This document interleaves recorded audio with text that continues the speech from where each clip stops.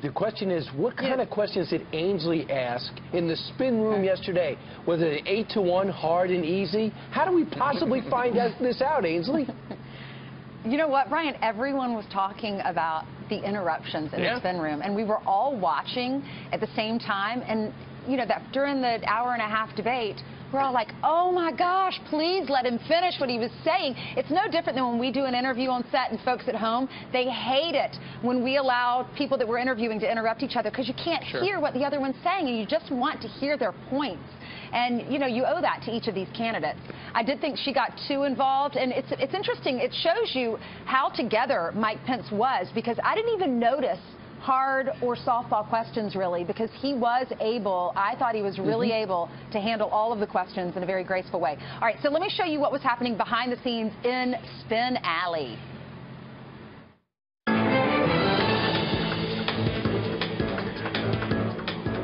So this is called Spin Alley. This is where journalists from all over the world come to watch the debate. We're waiting on political experts to come out here and interview with us. We're standing next to Sean Hannity. What did you think of the debate? I thought it was great. I mean, it was the most irritating debate I think I've ever watched. I felt like screaming at one point, Tim Kaine, shut up. And then here comes, you know, Mike Pence, well, what about deplorables? And why are you always going so negative? And why is this campaign this way? Let's stay on issues. And I think on substance, he won hands down. Who's behind me, Sean Hannity? That would be Eric Trump, right behind Eric Trump.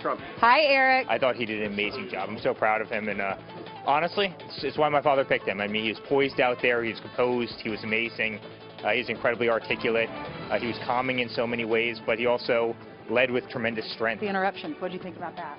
I found them a little annoying, quite frankly, sitting up front. I mean, I thought it was a little rude. Critics are saying that Tim Kaine interrupted too much.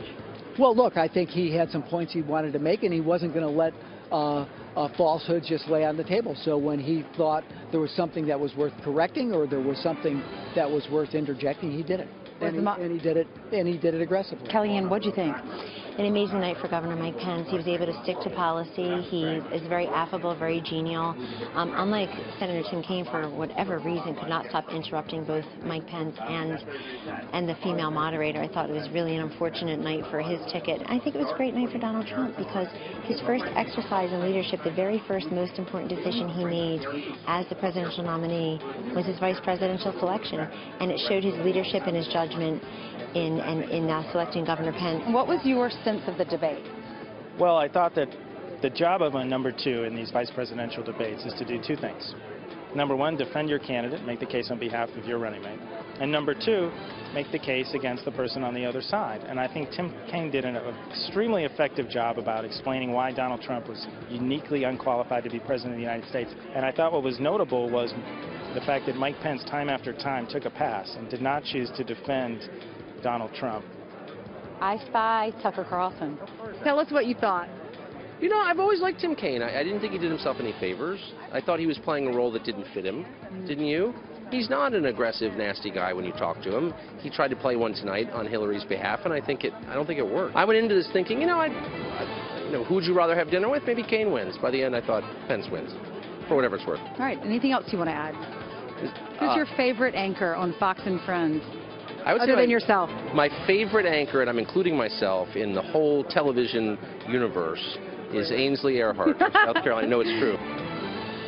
What a politician. What is going on? I've never seen an embrace along with an interview. This is the first time that's ever done. He was hugging you the whole time. You're just jealous. Sure, You're just jealous, my TV husband. No, you can't help it. At the end of the night, you're running on empty. You've had like 2 hours of sleep. You know, you're going back to the hotel for another just 2 hours, so you get a little nutty. So you're just like, please hold me up, Tucker. That's what it was more about. But I said, Tucker, what do you think about the moderator? He said, you know, it has to be a tough job to be moderator, especially when you fail. Yeah. She's something else. It's a tough job, but then again, she was interrupting. She interrupted both of them 27 times, according to her account. All right. Wow. She did have that one moment when she said, we can't hear you guys, so I will give her credit for that. Folks at home. And Ainsley, I think that Brian Fallon does a great job as a spokesperson for the Clinton camp. I think he's been pretty solid throughout. It's nice of him to give you that time. Yeah, I was glad that we got that interview. That was nice of him. All right. Great job.